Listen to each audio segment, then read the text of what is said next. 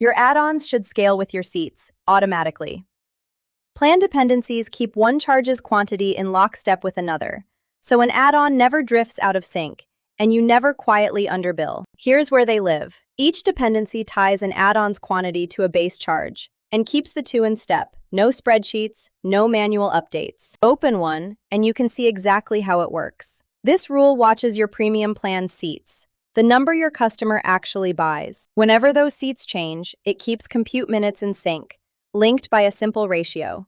2 blocks of compute for every single seat. And the worked example proves it. Try 25 seats and compute jumps to 50 blocks, calculated for you the instant seats change. Set the ratio once and it holds forever. That's Plan Dependencies.